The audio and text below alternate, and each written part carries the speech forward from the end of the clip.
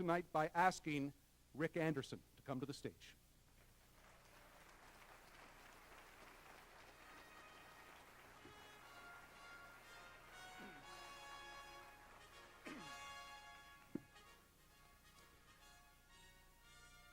You got your own music, you hear that? That's pretty good. Rick Anderson was only 26 years old when he retired from boxing because of a knee injury, but he had accomplished most of what he wanted. He won 85 times in 97 amateur bouts. In 1977, he became the first Canadian to defeat a Cuban boxer. He was a gold medalist in the light welterweight division at the 1981 North American Championships, a silver medalist in the World Cup of Boxing the same year in Montreal, and a two-time Nova Scotia Male Athlete of the Year in 1980 and 1982. Rick made the Canadian Olympic boxing team in 1980, only to have his hopes for an Olympic medal dashed by the well-recorded boycott of the Moscow Games. As a professional boxer, dreaming of a world title, Rick racked up a 19-2 professional record. He won the Canadian Welterweight crown in 1985 with a win over Montreal's Guerrero Chavez, lost it to Toronto's Donnie Poole later that year, and regained it again in 1986 with a win over Vancouver's John Herbert. He retained the title with a 12-round unanimous decision over Denis Seguin of Hull just prior to his retirement. Dick McLean, the past president of the Canadian Amateur Boxing Association, saw Rick develop from a young boxer. Strong, quick, great hands, great eye-hand coordination, great ability to think in the ring. He had all the skills, and I think he excelled with his right hand. He had good combinations. He was a tremendous puncher, and I think overall his defense was very good as well. And he was a credit to the sport. Now, Taylor Gordon was Rick's coach from the time the young man walked into the gym at age 11. He saw in Rick a future champion and suggested several reasons for his success. Well, I think that there's two or three things. One was his dedication, his lifestyle, very, very compatible with the dedication that you need for the sport. And his self-discipline was tremendous. So, and he had the biomechanics of hitting power was very much on his side. Professionally, I don't have any regrets, said Anderson, but my big regret is not going to the Olympics in 1980.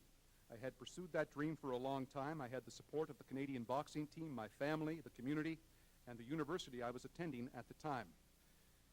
Now, we can't let this introduction go by without this story. Rick attended a reception in Ottawa where he met Queen Elizabeth. He was told how to bow and how to address her, and he recalls, by the time she got around to me, I was so nervous, I curtsied.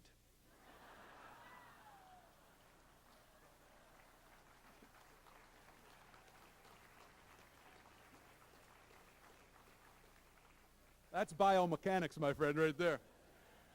He says she gave me a strange look, then just kind of moved along.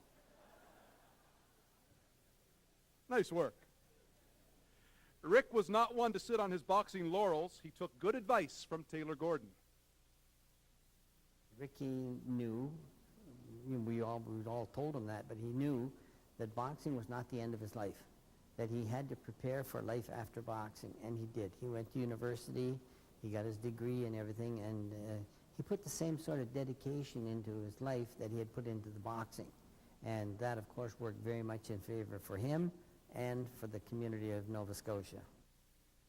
Now employed as a drug prevention officer, Rick welcomes the opportunity to work with young people in the school system.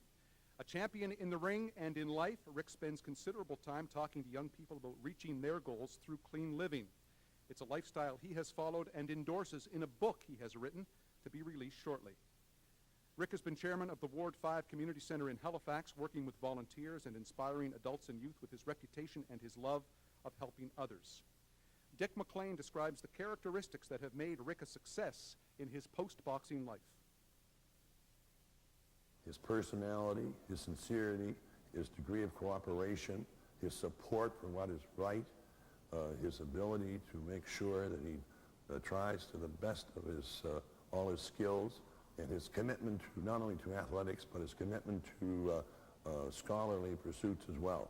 And the fact that he has a degree from St. Mary's University, even though he was the Canadian champion at the time, he always wanted to have a good education, which he has achieved.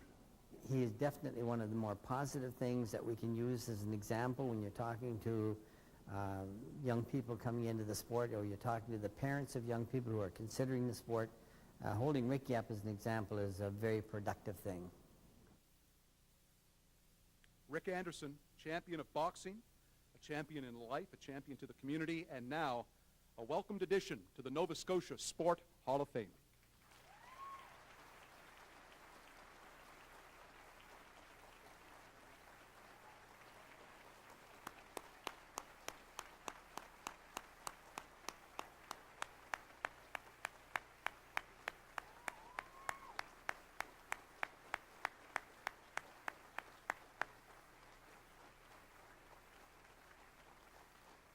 We would like to call the presenters to the stage to present the Hall of Fame certificate to Rick Anderson. We'd like to call Rick McDonald from Down East Communications, and to present the pin, this is a wonderful Hall of Fame moment.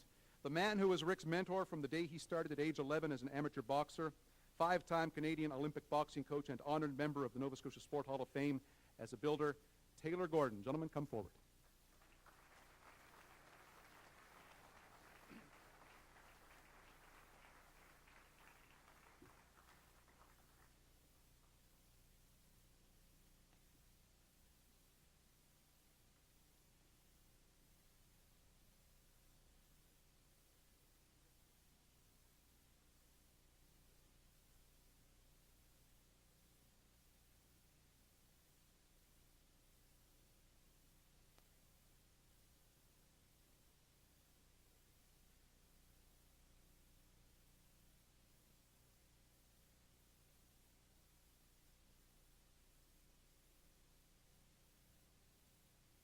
All right, folks.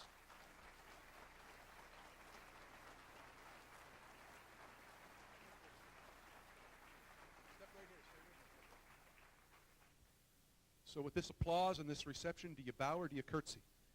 I got to be honest with you. I still don't know what to do. How about just one or two questions? First of all, you're batting leadoff tonight, so you get this first one. What does it mean to you? And I can see the tears in your eyes, man. I can see them. What does it mean to you to now be a member of this hall? Bruce, it's unbelievable.